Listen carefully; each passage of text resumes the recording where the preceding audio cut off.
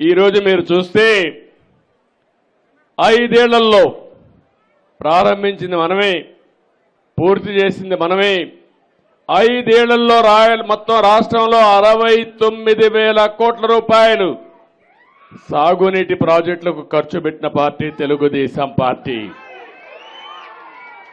ఇంకో పక్కన మొత్తం మీరు చూస్తే ఈయన 5 ఏళ్ళు ఉన్నాడు.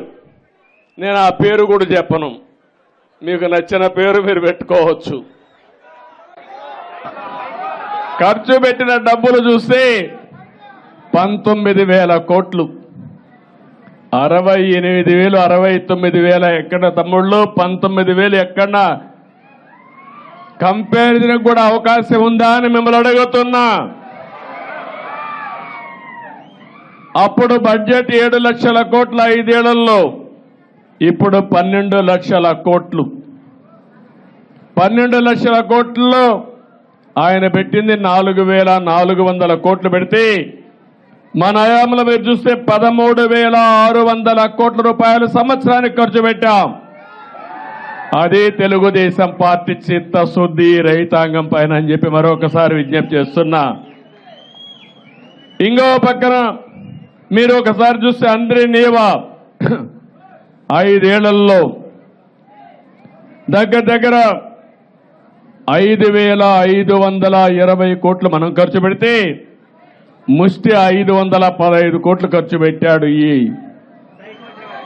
పేరేంటి నేను చెప్పను. గాలేరు నగిరి సుజల స్రవంతికి మనం 2,056 కోట్లు పెడితే 448 కోట్లు ఖర్చు పెట్టాడు. రాయలసీమలోనే మనం 12,000 కోట్లు ఖర్చు పెడితే ఇతను ఖర్చు పెట్టింది 2,011 కోట్లు.